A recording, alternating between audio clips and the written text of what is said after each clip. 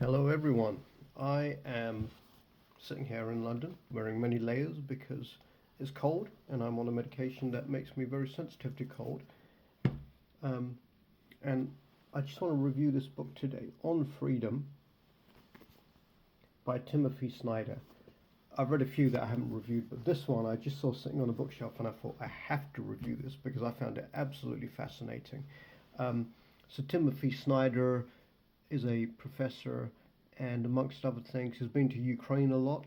He teaches history and politics and philosophy, I guess, the way I say it, to inmates in a high security prison. So he knows a bit about what it's like to be in an environment where there is no freedom. And this book covers so much ground. There's this old idea that freedom is what everybody deserves, freedom is what everybody should have, and freedom is good and freedom is great. But what exactly is freedom? It sounds like a stupid question, but when he unpacks it in this book, it's amazing. On the back of it, I'll just read you some of what it says on the back because what's written on the back is what made me, in part, buy it, as well as a very interesting cover on freedom. I like the idea of freedom. Invaluable, intellectually rich, yet personal and passionate. Martin Wolf, Financial Times. I like the Financial Times, so if there's a review by the Financial Times on the back of a book, I'll probably buy it. Unlike if there's a review by the Daily Mail, I'll probably not buy it. Or the Times, or certainly the Telegraph. If the Telegraph said something is Book of the Year, then I'm staying well away from that. Anne Applebaum, who wrote Autocracy Inc., which I didn't end up reading, but she says Timothy Snyder is one of our most original and perceptive thinkers on the history of Europe, on American politics, and now on freedom. Everyone who cares about freedom, what it means, and what it takes to preserve it should read this book. And then you've got something by Tim Adams in The Observer, penetrating in its analysis of our current crises and clear in its prescriptions for change. This is a rigorous and visionary argument. To his prescriptions for freedom, you might add three more. Buy or borrow this book, read it, take it to heart. Then Ai Weiwei, the Chinese artist who's apparently got in a lot of trouble. I say apparently because, what can you trust in terms of news? Much like life itself, freedom needs to be defined and redefined. On Freedom offers fresh insight into essential aspects of human existence, the values and obligations inherent in every individual's life. And then finally, one from Heather Cox Richardson. A great and daring book, magnificent. Above all, Snyder's insightful and powerful work reminds us that freedom is about humanity and that creating a better world is up to us. This reminds me of the idea that democracy isn't just something that's there that you expect. It's something you have to work on, and it's the same with freedom.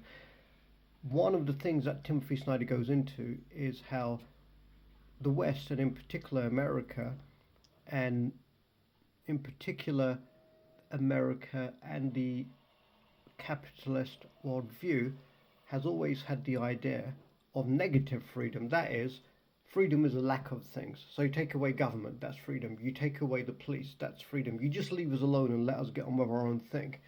That's very much a capitalist thing, because capitalism has always been about reducing the government, because the government, when it functioned for the interest of most people and led to the greatest economic growth in countries, growth is always seen as this great end result. Well, growth is actually faster under governments that do control markets, that do tax corporations. That's what happened in the 30s. Sorry, not the 30s.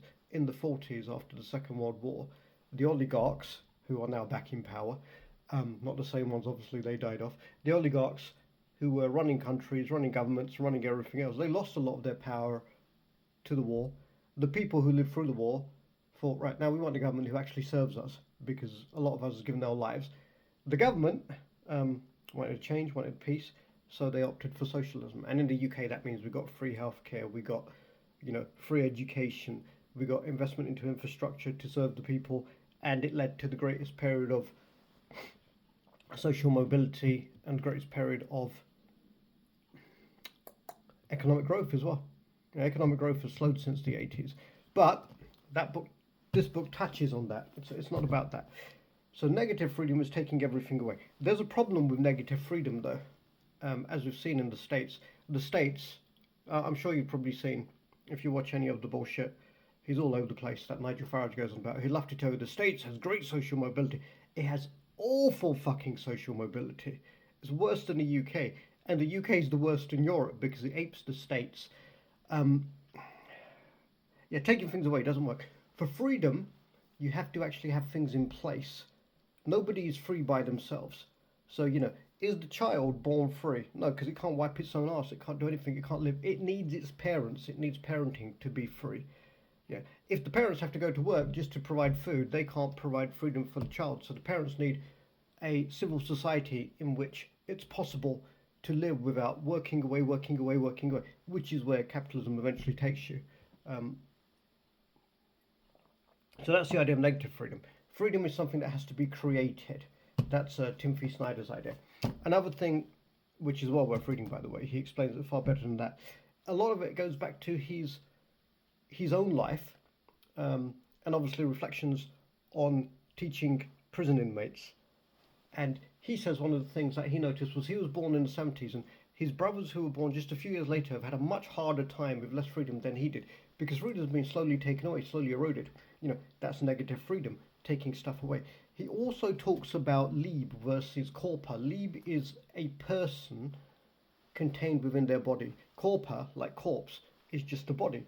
Without lebe, you cannot have freedom because our choices that we make are to some extent constrained by the body we live in. I can't say I'm going to.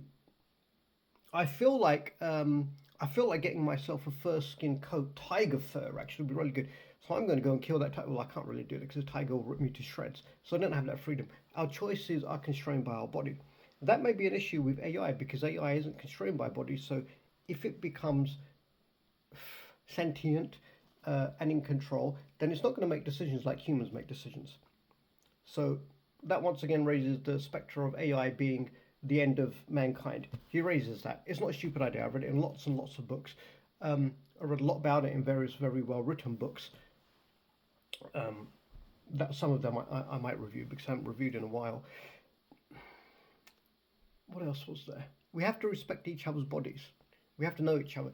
If you are face to face with someone, and everybody is face to face with somebody else, and there's none of this making decisions from a distance with drones to kill people, etc., freedom is far more likely to be preserved. If all you've got is corpor bodies, then here's something that is relevant in the UK at the moment, and certainly in the States. In the States, if you're a prisoner, you are worth, you don't have, but you are worth 0.6% of a vote. So you're 0.6 of a person. Your vote will be equally, let's say there's 1 million prisoners, so that's 0.6 times 1 million. Those voting powers will go to the people in the state where you are imprisoned, so they have extra vote power. In the States, that's often been used as, a political ploy where somebody comes along and says, I'm tough on crime, I'm going to build more prisons. And the people who like that kind of thing, the right-wingers who tend to be white, right, they'll vote. And so they get more voting rights. And so the people who will vote for these right-wingers who like prisons, who like that kind of thing, because it works slightly different in the States, they will have more voting power. And then they'll vote for more and more prisons.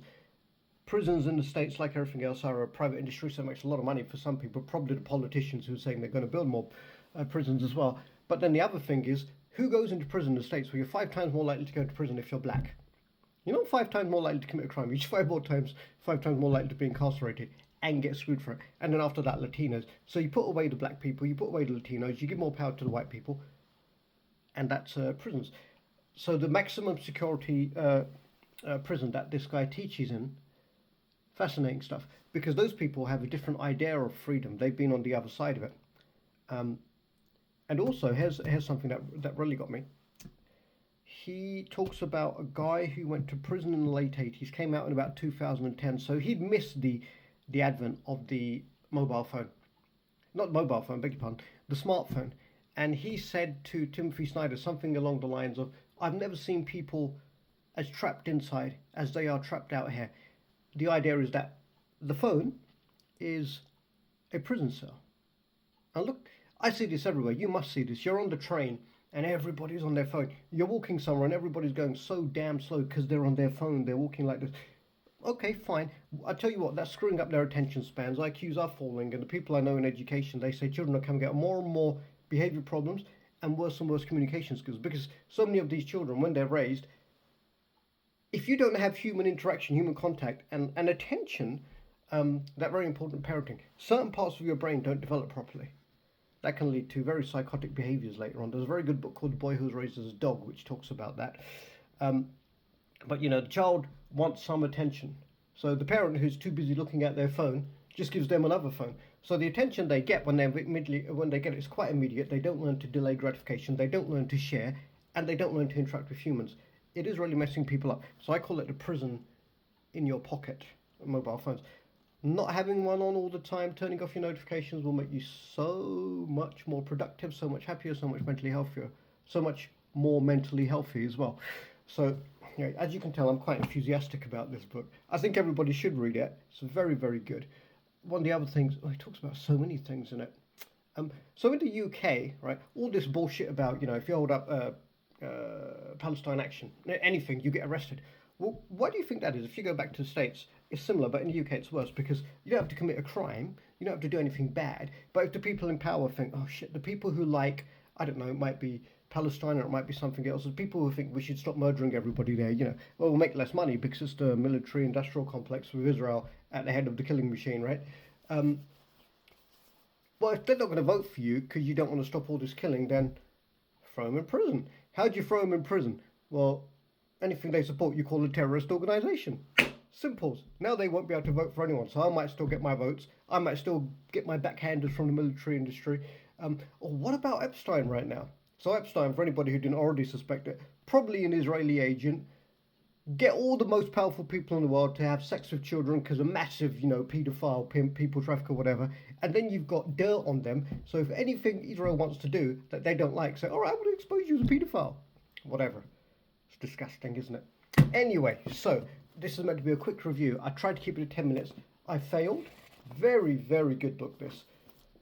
I'll read you some from the front as well. Passionate, intimate, compelling. Philip Sands. Original and perceptive. And Applebaum. I just had some coffee. I don't drink that much coffee anymore. You can tell it's affecting me possibly, or I'm rushing. A Vital Book. Peter Pomerantsev. He's the guy, I think, who wrote This Is Not Propaganda, which is a very good book. And it's got unicorns on the front, so quite nice front cover. Invaluable. Financial Times. Woohoo! A must read. Thomas Piketty. That sounds like a good name. It's a nice cover as well, isn't it? Is there like an introduction I can read you or anything? Preface? Yeah, but it's very, very long. Whew. Excellent book. I'll give this 10 out of 10. I'll try and do another review. There's a lot of books I need to catch up on. I hope that's been helpful. Yeah, there we go. On Freedom by Timothy Snyder.